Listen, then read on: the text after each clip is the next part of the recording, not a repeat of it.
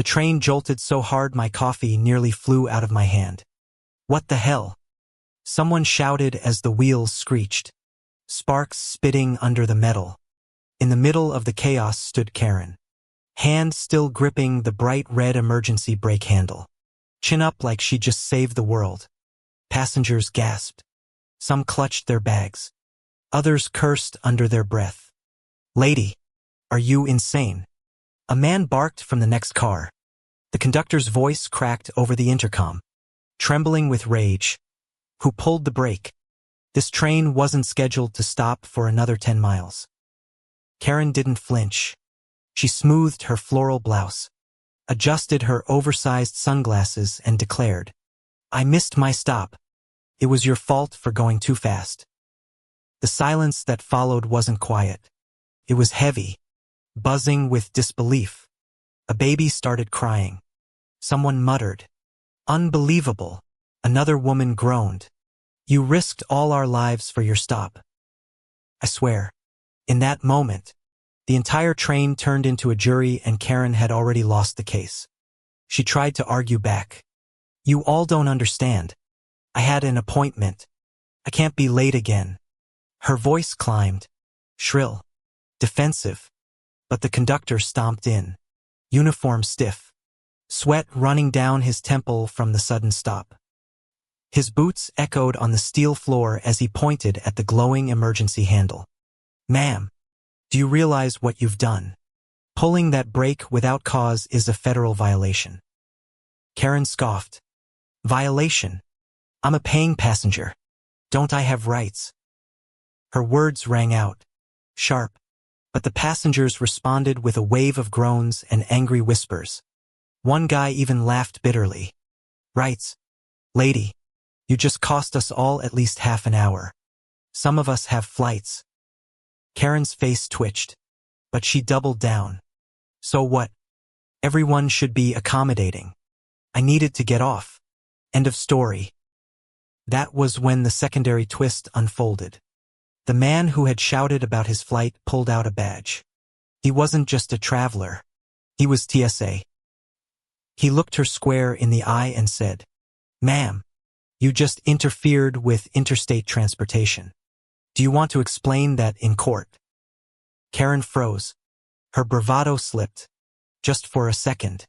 Then she sputtered, I didn't mean any harm." The conductor snorted. "Intent doesn't erase consequences." The train had stopped in the middle of a stretch with no station. No exits. Just fields rolling on both sides.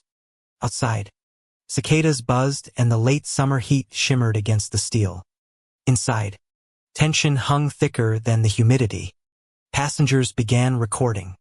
Phones were up everywhere, lenses aimed at her. Karen tried to shield her face, snapping, "Stop filming me." But it was too late.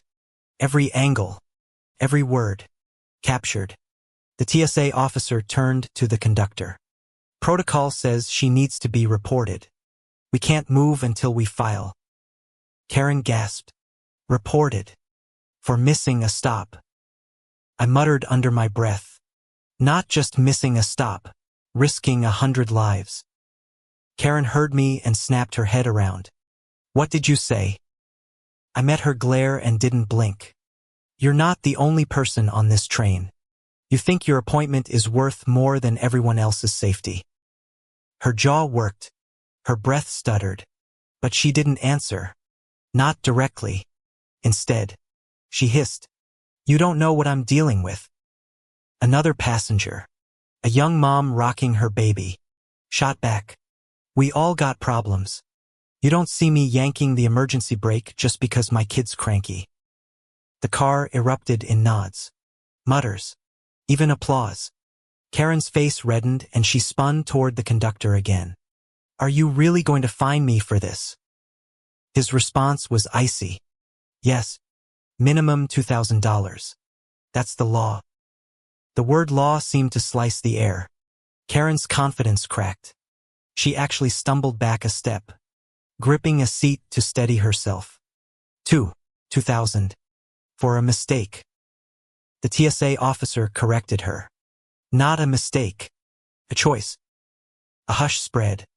That line hit like a hammer. Karen's eyes darted around, looking for sympathy. But the faces staring back were cold. Exhausted. Fed up. Someone whispered, "She deserves it."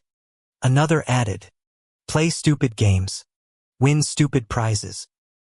Karen tried one last time to flip the script. She clutched her chest dramatically, letting out a shaky sigh. "You people don't understand. My mother's sick. I had to make that stop. Couldn't miss it." For a moment, pity flickered in the car. Even I felt a pang of doubt. Was she really desperate? Was this all about a sick parent? But then the twist unraveled. The young mom raised her phone and read out Karen's own Facebook post from 2 hours earlier, already shared online. "Headed to the mall today. Can't miss my nail appointment." Gasped. Laughter. A groan that rolled through the train like thunder. Karen's face drained of color. That's fake. That's private." The mom held up the screen. "Public post. Everyone can see it." Karen collapsed into her seat, burying her face in her hands, muttering, "This isn't fair." But it was fair. It was karmic. The conductor took her information, filled out the violation report, and radioed for transit police to meet us at the next actual station. Karen's protests shrank into whimpers, her shoulders trembling as she realized no one was on her side. The train finally lurched forward again, metal grinding, passengers sighing with relief. But the mood had shifted. We were all witnesses to a downfall, a live show of arrogance meeting consequence. When we rolled into the station, 2 officers boarded. They escorted Karen off, her sunglasses askew, her hair frazzled, her voice cracking as she pleaded, "I didn't mean it. Please, I didn't mean it." But no one listened. Not anymore. The doors shut behind her, and as the train pulled away, a collective exhale filled the car. Someone clapped, then another, until the whole car joined in. A ripple of applause for justice. I leaned back, staring out the window at the fields rushing past. My coffee had gone cold. I whispered to myself, $2,000, and the whole internet watching. Was it worth it? Karen. Her name would be trending before the train hit the next city. And the bitter truth. She had turned herself into a villain in her own story. What do you think? Was Karen in the right? Or did she finally face the karma she deserved? Thank you for listening, and don't forget to subscribe to the channel for more unbelievable real-life dramas. I never thought I'd witness something this ugly in broad daylight. A peaceful Sunday morning. Kids on swings. Birds chirping in the oak trees. And then out of nowhere, a scream that sliced through the park like glass shattering. "Speak English. This is America." The words came from a woman in oversized sunglasses, clutching a tiny Pomeranian like a weapon. That was Karen, our HOA's self-appointed queen of order. At first, I thought it was another one of her petty tirades about dogs off-leash or picnic tables being for residents only. But this time, she had locked her eyes on a young mom sitting on the grass, speaking Spanish into her phone while her little boy chased a soccer ball. The mom laughed gently, tucking her hair behind her ear, completely unaware that a storm was rolling her way. Karen stormed closer, heels clicking against the pavement, her voice growing louder. "We don't tolerate illegals in our neighborhood park." Her words were venom, dripping with every ounce of superiority she thought she had. People nearby froze, stunned, disgusted, unsure if this was really happening in front of their kids. My chest tightened. I felt heat rising to my face. Oh God, was she really about to do this?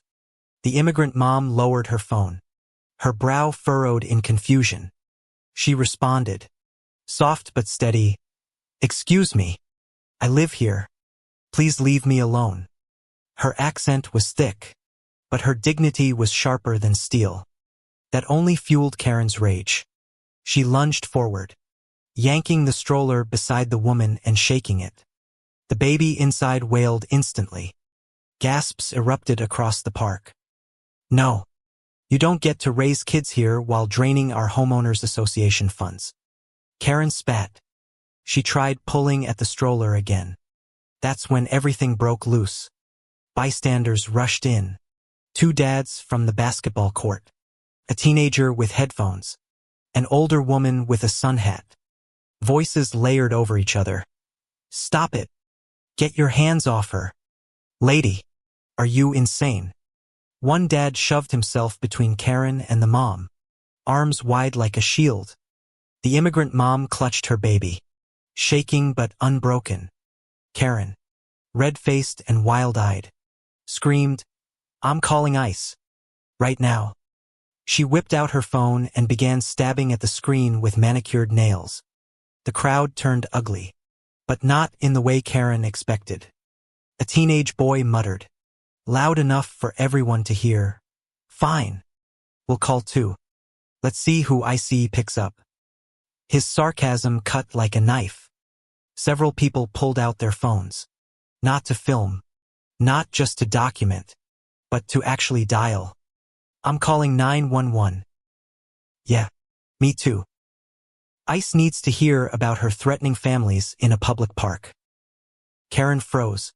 She had expected cheers, backup, validation. Instead, she was surrounded by cold, judging stares and a chorus of clicks and rings as phones connected. Her power crumbled like sand under her feet. Wait, no, you don't understand. She stammered, clutching her Pomeranian tighter as if it could save her. I'm protecting my community. She doesn't belong here. But the truth was, the immigrant mom had more paperwork tying her to the community than Karen ever did. And here's the twist. One of the dads calling 911 was an off-duty immigration lawyer. His voice was calm, razor sharp. Yes, officer. We have an assault in progress. Homeowners Association board member attacking a mother and threatening to misuse ICE enforcement. Yes, we need immediate response. Karen's jaw dropped. You're calling the police on me. Her voice cracked with disbelief. On you. Yes. The lawyer's tone was flat. You just put hands on a child. The immigrant mom began to cry, silent tears streaking her cheeks. Not from weakness but from the overwhelming weight of humiliation. Her son wrapped his arms around her, whispering in Spanish, Mama, it's okay. Don't cry. And damn, that whisper carried more strength than all of Karen's screams. Minutes stretched like hours. The park felt suspended, every breath sharp, every sound amplified. A siren wailed in the distance, growing closer. Karen paced, muttering under her breath, trying to convince herself she was still in control. But her face betrayed panic, sweat glistening on her forehead, lips trembling. When the squad car finally pulled up, you could hear the collective exhale of the crowd. Relief. Justice incoming. 2 officers stepped out, scanning the scene. The lawyer immediately raised his hand, explaining everything with cool precision. Several witnesses chimed in, each account slicing another thread from Karen's shaky defense. And Karen. She pointed at the immigrant mom, shouting, She's illegal. She attacked me. The officer blinked slowly, then turned back to the crowd. Anyone here see this woman attacked? Heads shook unanimously. The sun hat lady stepped forward, voice trembling but firm. I saw you shaking that baby's stroller. I saw you screaming slurs. You terrified half the park. Her words landed like gavel strikes. The officers asked for IDs. The immigrant mom produced her wallet with shaking hands. Inside, a resident card gleaming like a silent rebuke to every lie Karen had spewed. The officers nodded, handed it back respectfully. Karen fumbled in her purse, stalling, then muttered, I don't carry mine to the park. I don't need to prove. Ma'am. One officer cut in. Step aside. We need to speak with you. That was the breaking point. Karen snapped. She wailed, voice shrill enough to pierce glass. You're arresting the wrong person. She's the problem, not me. She tried to bolt, heels skidding against the concrete. But the crowd instinctively closed ranks.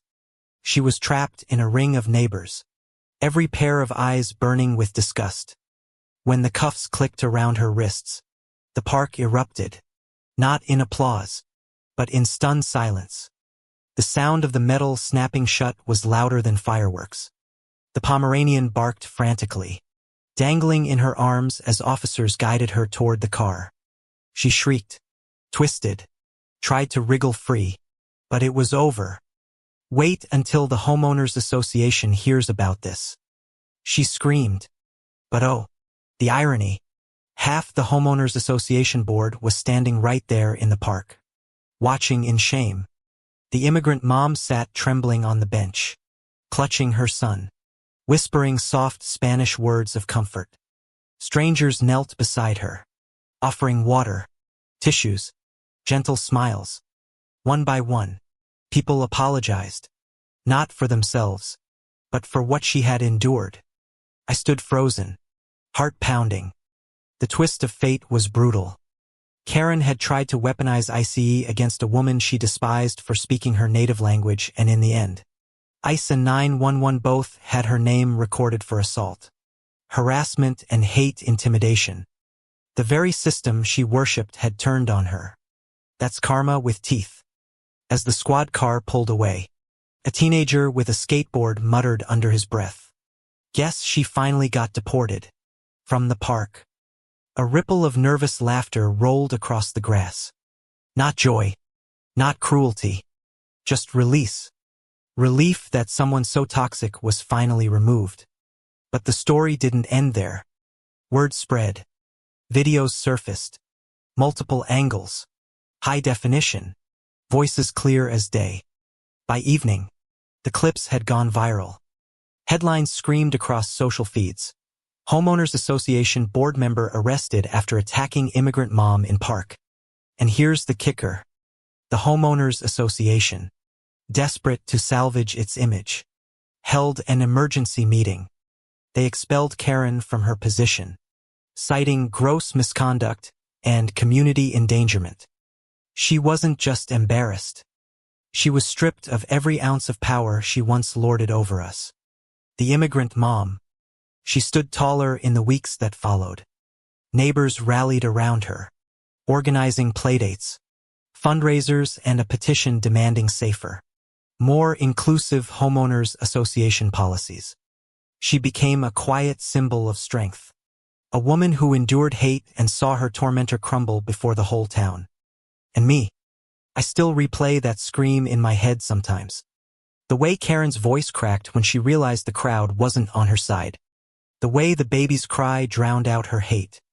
The way the sirens closed in like a soundtrack of justice. That's the sound I'll never forget.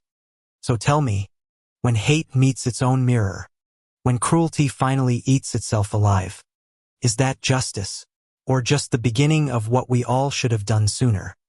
Thanks for listening, and don't forget to hit that subscribe button on my YouTube for more stories where karma finally bites back. They didn't even try to hide it. Two grown women, heels clacking on grass, lips tight with smugness, waltzed right into my son's birthday party and claimed the bounce house was theirs.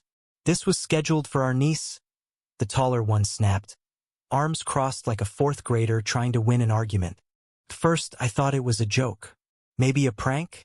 Some ridiculous misunderstanding? But when they started unzipping the bounce house with long manicured nails and barking at the kids to get out, me blood boiled. You're interrupting a 4-year-old's birthday party, I shouted, heart racing. Other parents gathered around, murmuring in disbelief. You could feel the tension slicing through the summer air like a rusty blade. Ma'am, the shorter Karen said, we booked this through Bounce Supreme Rentals, and we're not leaving until we get what we paid for. Maybe you forged the reservation. What? Forged? That word echoed in my ears like a slap. My voice cracked from the mix of fury and humiliation. You're accusing me of fraud? In front of these children? She smirked. The smugness dripping off her face was unbearable. That kind of expression you only see on people who think they're untouchable. Then came the first twist. My best friend Nia, a lawyer and the one who helped me reserve the bounce house a full month in advance, walked up with her phone out, recording. Actually, she said, we have the digital receipt, contract, timestamp, and the company's signature. Want to try that lawsuit again, Karen? The taller Karen Miranda, as she loudly told everyone, snatched the phone out of Nia's hand. That was her second mistake. Oh no, you didn't, Nia yelled, lunging to snatch it back. Several parents gasped. Kids stopped mid-bounce. One even started crying. The scene was chow-shot air, rising voices, and the bounce house swaying like it was feeling the drama too.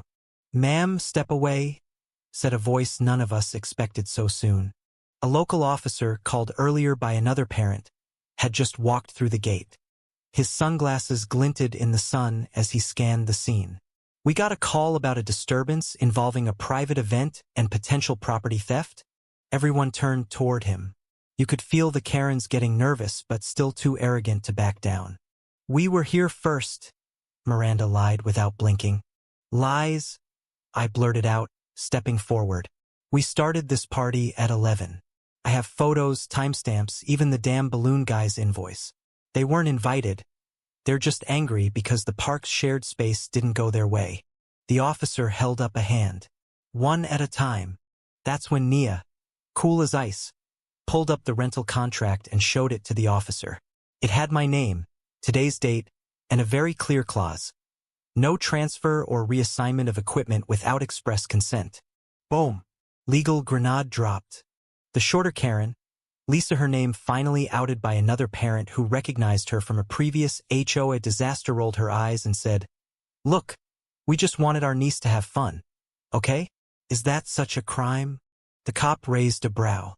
Actually, if you moved in on someone else's contracted equipment and tried to displace children, it can be considered unlawful interference, possibly even attempted theft if there's intent.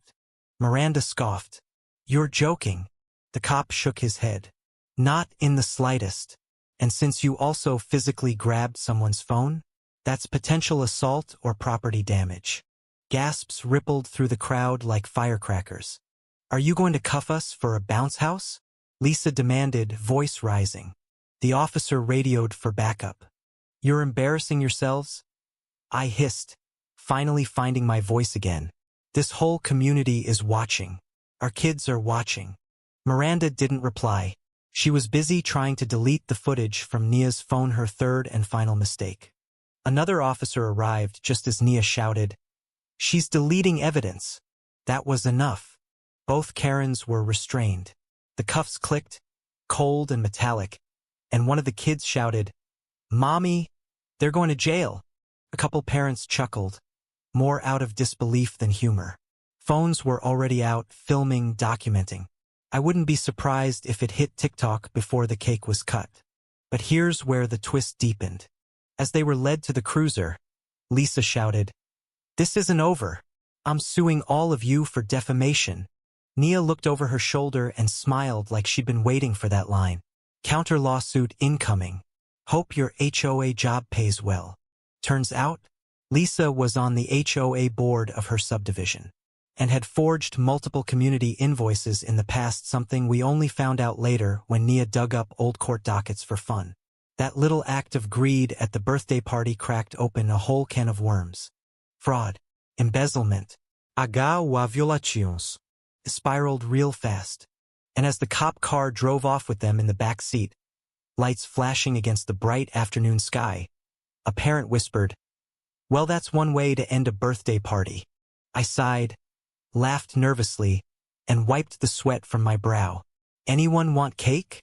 The kids cheered like nothing ever happened. But you and I both know that was war. And karma? She came to the party early and left satisfied. 3 weeks later, the fallout hit harder than any of us expected. Turns out Lisa's little outburst about a lawsuit wasn't just idle talk. She actually filed one against me, Nia, the bounce house company, and even the police department. Can you believe that? The sheer audacity. She claimed emotional distress, public humiliation, and loss of reputation. The judge threw it out in 15 minutes flat. But that wasn't the end. Nia, being the pit bull in heels that she is, filed a countersuit with receipts. She cited defamation, illegal use of public space without permit, interference with a child-centered event, and attempted destruction of private property. Then came the real cherry on top. The bounce house rental company? They sued Lisa and Miranda for damages to their equipment and breach of contract. And once word got out about Lisa's prior misuse of HOA funds, which someone anonymously tipped the local news off about, winking face, she was forced to resign from her HOA position in disgrace. A full audit exposed over $9,000 in unexplained, decorating expenses from a non-existent community event she supposedly ran last spring. By then, the video had gone viral, 3.2 million views and counting. Comments were brutal. Parents across the country chimed in, sharing their own Karen stories.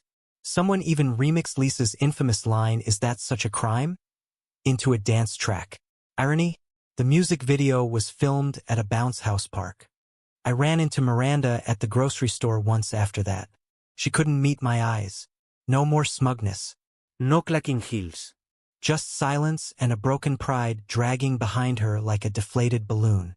As for my son, he still talks about his epic birthday. Not because of the bounce house or the cake, but because the bad ladies went to jail and the police came just like Paw Patrol. Honestly, I couldn't have scripted it better. Karma has perfect aim, especially when it comes wrapped in legal documents and a camera-ready meltdown. And if you ever catch a Karen trying to steal a party again, keep filming, keep your cool, and keep your contracts handy. Thanks for listening. If you want more wild revenge stories with lawsuits, frauds, and justice served cold, don't forget to subscribe to my YouTube channel for weekly updates straight from the courtroom to your screen. I couldn't believe what I was seeing through the blinds. There she was again, Trisha Mathers, the self-proclaimed president of our HOA, dragging a heavy duffel bag through my backyard. At first, I thought she was stealing garden tools like she did last spring. But no. This time, she was smuggling something. Something worse. "Mom," my son whispered behind me. "You might want to let this play out." I turned to face him.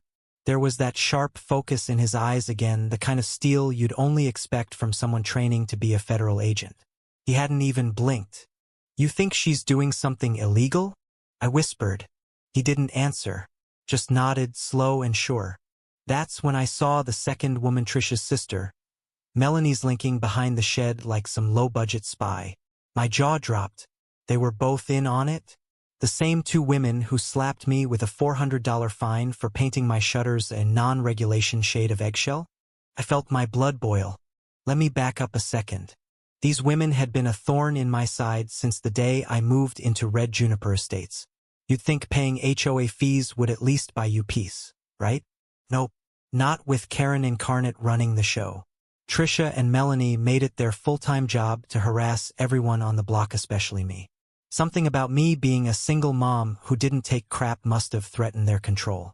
Last month, they cited me for having visible weeds. I have succulents, for crying out loud. 2 days later, I caught Melanie measuring my mailbox post with a ruler. Said it was half an inch too high. Seriously? But this was something else. From the shadows of our kitchen, my son and I watched Trisha unzip the duffel. Inside, dozens of laminated cards in plastic sleeves, all stacked in rows. I squinted. "Those look like IDs." I breathed out. "Fake ones," he replied quietly. "You can tell from the misaligned holograms." I blinked. "How do you know what fake holograms look like?" He smirked. "Quantico." I almost laughed. They didn't know they were being watched. That was their first mistake. Their second? Using my backyard as a smuggling route. A soft click broke the silence. My son was already filming on his phone. Zooming in. Every gesture, every whisper, every handoff was being recorded. Trisha glanced nervously toward the fence. "She's done this before," I muttered. He nodded. Looks like it's not her first delivery either. Then came the twist. A third figure appeared, someone in a baggy hoodie and jeans, walking with a limp. Trisha handed him a stack of IDs and he slipped her a wad of cash. My son zoomed in again. Wait, I know that guy, he muttered. Oh my God, that's Shane Kilroy. Who the hell is Shane? He's on a watch list, suspected of trafficking minors. He vanished 6 months ago. My heart thudded against my chest. Trisha Mathers was linked to that? A beat of silence passed. Then I turned and hissed, "You're calling it in, right?" He didn't answer. Instead, he tapped a few keys on his phone and sent the footage. Already did. Bureau's gonna want a live feed if possible. Mind if I borrow your old drone? I nodded dumbly. He was already moving, pulling the small black case from the closet, powering it up. My hands trembled as I poured myself a splash of wine. Was this really happening? Outside, the women zipped the bag shut and waved the buyer off. They were laughing, as if none of this mattered, as if the laws didn't apply to them, as if the thousands of dollars in fines they'd slapped on honest neighbors were just part of some sick little game. 10 minutes later, the drone was in the air. My son controlled it with the kind of eerie precision that made me wonder what else they were teaching him in FBI training. The footage was streaming directly to his encrypted app. "They're heading back toward the HOA clubhouse," he said. "Bet that's where they keep the real stash." I narrowed my eyes. "What do you want to do?" He looked at me calmly. "You've been quiet too long, Mom. Time to push back." Oh, I smiled. Finally, time for my turn. The next morning, the neighborhood group chat exploded. HOA emergency meeting tonight, attendance required. Attached was a blurry photo of Maze. With the caption, "Tampering with drone surveillance near HOA property. Investigation pending." I almost choked on my coffee. Trisha had the audacity to try flipping the script already? "Wow," I said out loud. "That was fast." "Classic Karen move," my son said, sipping his black coffee like a smug little agent in training. But I wasn't worried, because I had something she didn't. The truth. And it was about to bite her right in her well-manicured behind. That night, I showed up to the HOA meeting early. So did half the neighborhood. Whispers flew across the room like sparks. Everyone had heard something, but no one knew the whole story. Not yet. Trisha entered like she owned the place, strutting in heels too high for her dignity.